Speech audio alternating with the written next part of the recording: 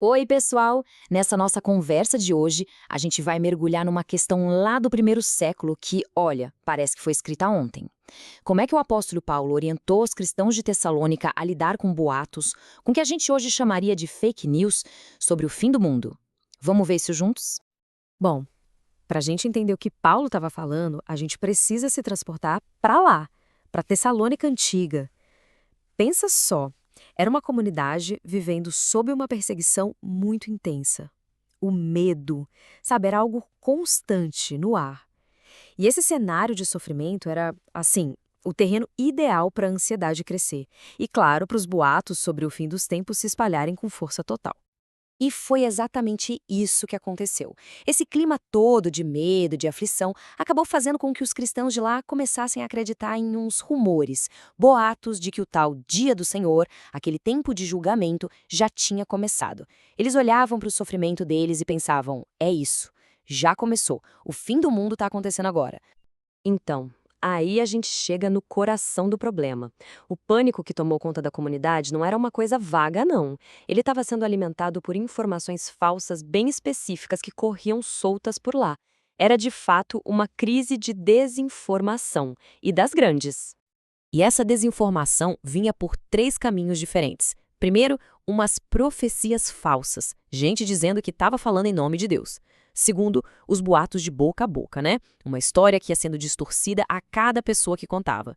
E, talvez o pior de tudo, apareceu uma carta falsa, forjada como se fosse do próprio Paulo, dizendo exatamente o que eles mais temiam, que o dia do Senhor já tinha chegado. Imagina a confusão. Essas três coisas juntas estavam gerando um verdadeiro caos emocional. E aí que entra a resposta direta de Paulo.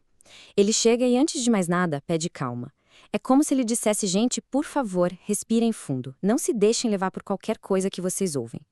Ele precisava primeiro acalmar os ânimos, restaurar a estabilidade, para só depois corrigir o ensinamento errado.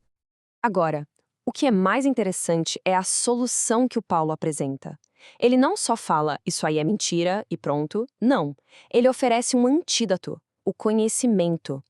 Ele apresenta alguns sinais, alguns marcadores bem claros que precisam acontecer antes que o dia do Senhor possa de fato começar.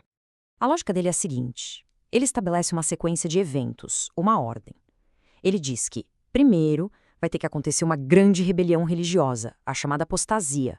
Depois disso, uma figura do mal, o homem da iniquidade, vai ter que se manifestar. Só depois dessas duas coisas é que o dia do Senhor vai chegar. O raciocínio era simples e direto. Se os dois primeiros eventos não aconteceram, então o terceiro, o dia do Senhor, também não pode ter começado. Simples assim. Vamos olhar esse primeiro sinal, a tal da apostasia. E veja bem, não estamos falando de uma ou duas pessoas se afastando da fé. Não. É uma rebelião em larga escala. Um movimento grande, visível, de abandono da fé. Seria algo tão grande que ninguém ia poder dizer que não viu. E o segundo sinal é a aparição pública dessa figura, o homem da iniquidade. Ele é tipo a personificação do mal mesmo, o líder dessa grande rebelião. Ele vai se opor a Deus de forma direta, e a sua revelação vai ser um evento marcante, um acontecimento que, de novo, não teria como passar despercebido. Ok, depois de corrigir a teologia e o ensinamento, Paulo vai para o lado prático da coisa. Ele muda o foco. Agora a questão é, beleza, então como a gente deve viver o dia a dia enquanto espera? Como é que se vive com base na verdade e não com base no pânico? E aqui a gente vê bem esse contraste. De um lado, o que a desinformação estava causando: agitação, medo, desordem. Tinha gente até largando o trabalho, sabe? Achavam que o fim do mundo estava aí na esquina, então simplesmente pararam de viver a vida normal. E o que o Paulo faz? Ele contrapõe tudo isso com um chamado para calma, para uma vida organizada e para o trabalho dedicado. E as orientações práticas dele são bem diretas. Olha só, mantenham a calma, tenham o autocontrole, cada um cuida da sua própria vida, dos seus próprios negócios, continuem trabalhando, não se tornem um peso para os outros. Porque o que estava acontecendo, o fanatismo estava levando o pessoal a ficar à toa, a criar desordem, e isso acabava virando um fardo para toda a comunidade. Paulo deixa muito claro que a preparação espiritual de verdade se mostra na responsabilidade do dia a dia. No fim das contas, o objetivo de Paulo era muito claro. Ele queria construir uma comunidade saudável. Uma igreja que estivesse, sim, preparada, mas não em pânico. Uma fé que fosse vigilante, mas não histérica. A esperança deles tinha que ser uma força que desse estabilidade, sabe? Ancorada na verdade, e não na areia movediça dos boatos e do alarmismo.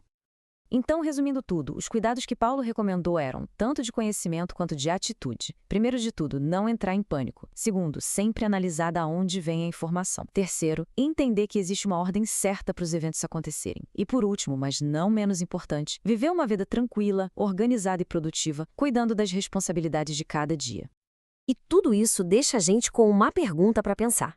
O problema lá de Tessalônica, essa crise de desinformação do primeiro século, soa muito familiar, não é? No nosso mundo de hoje, com notícias chegando a todo instante, com rede social, como é que se pode aplicar esses mesmos princípios para separar o que é uma preparação inteligente do que é só pânico sem fundamento? Fica aí a reflexão.